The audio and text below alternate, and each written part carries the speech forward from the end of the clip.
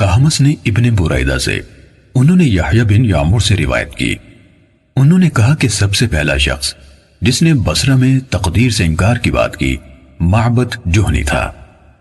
میں یعنی یحییٰ اور حمید بن عبد الرحمن حمیری حج یا عمرے کے ارادے سے نکلے۔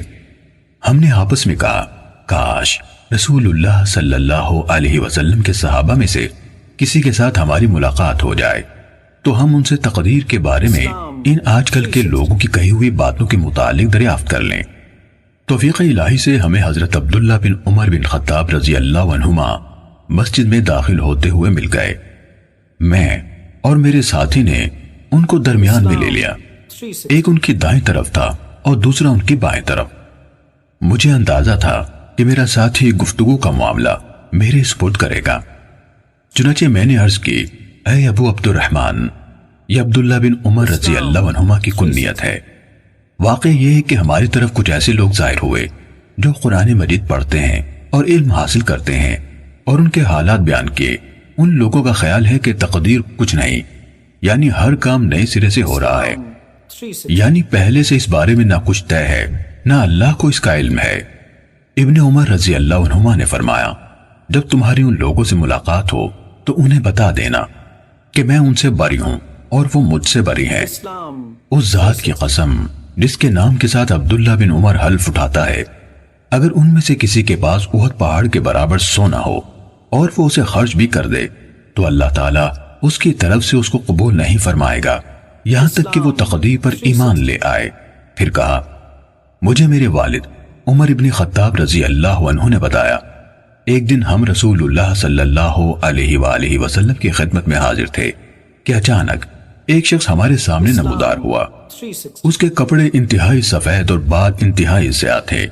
اس پر سفر کا کوئی اثر دکھائی دیتا تھا، نہ ہم میں سے کوئی اسے پہچانتا تھا، حتیٰ کہ وہ آ کر نبی اکرم صلی اللہ علیہ وسلم کے پاس بیٹھ گیا اور اپنے گھٹنے آپ کے گھٹنوں سے ملا دیے اور اپنے ہاتھ آپ صلی اللہ علیہ وآلہ وسلم کی رانوں پر رکھ دیے اور کہا، اے محمد صلی اللہ علیہ وسلم، مجھے اسلام کے بارے میں بتائیے۔ رسول اللہ صلی اللہ علیہ وسلم نے فرمایا، اسلام یہ ہے کہ تم اس بات کی گواہی دو کہ اللہ تعالیٰ کے سوا کوئی عبادت کے لائق نہیں اور محمد صلی اللہ علیہ وسلم اس کے رسول ہیں۔ نماز کا اہتمام کرو، زکوٰۃ ادا کرو، رمضان کے روزے رکھو، اور اگر اللہ کے گھر تک راستہ طے کرنے کی استطاعت ہو تو اس کا حج کرو۔ اس نے کہا، آپ نے سچ فرمایا۔ حضرت عمر رضی اللہ عنہ نے کہا، ہمیں اس پر تعجب ہوا کہ آپ سے پوچھتا ہے اور خود ہی آپ کی تصدیق کرتا ہے۔ اس نے کہا، مجھے ایمان کے بارے میں بتائیے۔ آپ نے فرمایا، یہ کہ تم اللہ تعالیٰ، اس کے فرشتوں، اس کی کتابوں، اس کے رسولوں اور آخری دن یعنی یوم قیامت پر ایمان رکھو اور اچھی اور بری تقدیر پر بھی ایمان لاؤ۔ اس نے کہا، آپ نے درست فرمایا۔ پھر اس نے کہا، مجھے احسان کے بارے میں بتائیے۔ آپ نے فرمایا، یہ کہ تم اللہ تعالیٰ کی عبادت اس طرح کرو گویا تم اسے دیکھ رہے ہو، اور اگر تم اسے نہیں دیکھ رہے تو وہ تمہیں دیکھ رہا ہے۔ اس نے کہا، تو مجھے قیامت کے بارے میں بتائیے۔ آپ نے فرمایا، جس سے اس قیامت کے بارے میں سوال کیا جا رہا ہے وہ پوچھنے والے سے زیادہ نہیں جانتا۔ اس نے کہا، تو مجھے اس کی علامات بتا دیجئے۔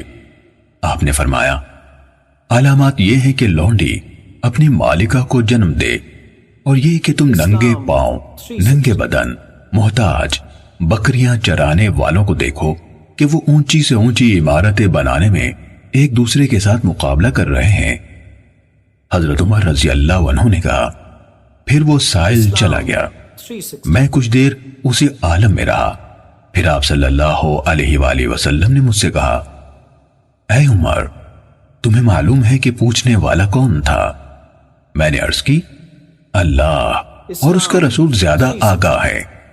آپ صلی اللہ علیہ وآلہ وسلم نے فرمایا، وہ جبرائیل تھے، تمہارے پاس آئے تھے، تمہیں تمہارا دین سکھا رہے تھے۔